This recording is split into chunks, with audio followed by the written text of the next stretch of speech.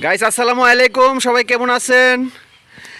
ঈদের আগের দিন আপনাদেরকে একটা ভিডিও দিছিলাম যে আমাদের ঈদগাতে ফুলের গাছ দিয়ে সাজানো হইতেছে। তো অনেকে আমাকে কমেন্ট করছিলেন যে ভাই গাছগুলা কি ঈদের পরের দিন আবার তুইলা লাওয়া হইব নাকি? তো আজকে ঈদ গেছে সম্ভবত 8-9 দিন না, তো 9 দিন পরে যে রিপন কাকা দেখেন আমাদের ঈদগার যে গাছগুলো লাগানো হয়েছে এগুলো পরিচর্যা করতেছে। এবং আর এখানে উপস্থিত আছেন আমাদের সৌদি আরব বিশিষ্ট ব্যবসায়িক মোহাম্মদ জালাল উদ্দিন সরকার, ওই যে জালাল কাকা, আর হচ্ছে আমাদের মুরব্বী জামাল কাকা, জাকির কাকা, আলমগীর কাকা, আর হচ্ছে জীবন কাকা। তো এখানে সবাই মিলেই পরিচর্যা করতেছে আর কি। কিন্তু রিপন কাকা গাছটিতে দেখা পানি দিতেছে, তো আমি মনে করছিলাম যে আজকেই দিতেছে নাকি পানি। তো কাকারে শিখাইলাম, কাকা না প্রতিদিন বিকালবেলায় একটু একটু পানি দেওয়া যায়, কারণ গাছগুলা যেহেতু টাকা খরচ করে গাছগুলো লাগানো হয়েছে আর ঈদগার সৌন্দর্য করার জন্য। তো এখানে জালাল কাকারে আমি একটা কথা জিজ্ঞাসা করি, কাকা আপনি তো সম্ভবত এবার কি ঈদের জামাত পড়ছেন আমাদের সাথে? তাহলে এবার কয় বছর পরে জামাত পড়ছেন?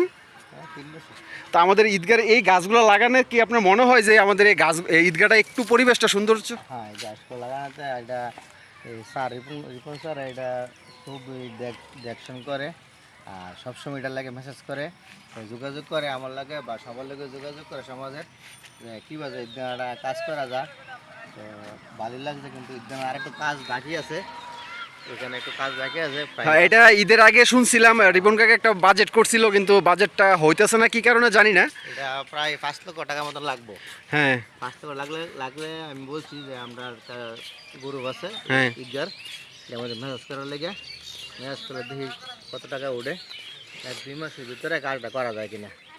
আচ্ছা ঠিক আছে। তো এখানে আমি যতটুকু জানি রিপন কাকার কাছে সম্ভবত লাখখানেক টাকার মতো আছে আর কি, কিন্তু এখানে বাজেটটা প্রায় 5 লাখের কাছাকাছি।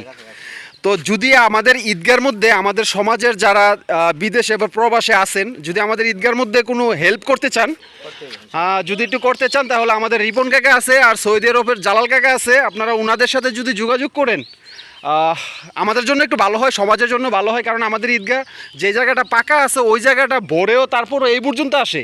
এবার আমি দেখছি সম্ভবত 4 কাতার হয়েছে এই মাটিতে।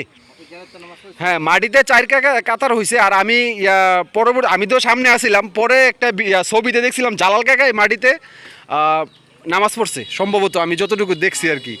তো এই জায়গাটা খুবই জরুরি দরকার। আমাদের এই গাছগুলো এখন কাটা হয়েছে, তো গাছগুলো বিক্রি করে আর এমনি ফান্ডের কিছু টাকা রিপন কাকার কাছে আছে অল্প, কিন্তু যে টাকা আছে এই টাকা দিয়ে ঈদগার পাকাটা হবে না। এটা হ্যাঁ, এই জায়গাটা গ্রিল করতে হবে, আর হচ্ছে ওই জায়গায় একটা গেট হবে।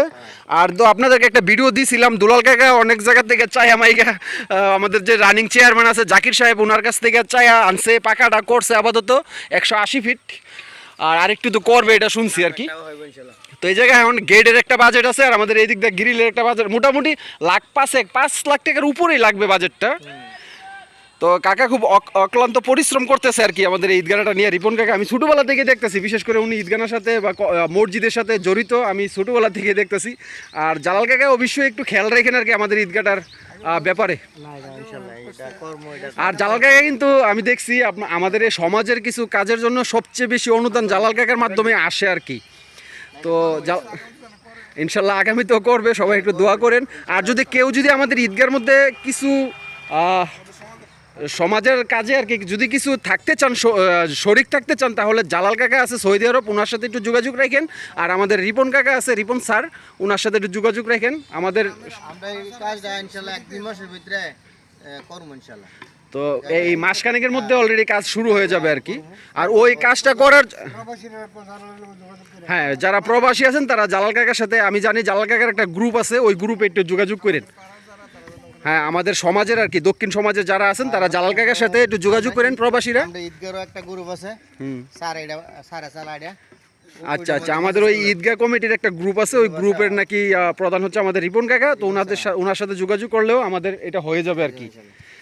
তো ঠিক আছে, সবাই ভালো থাকেন। আসসালামু আলাইকুম, আল্লাহ হাফেজ।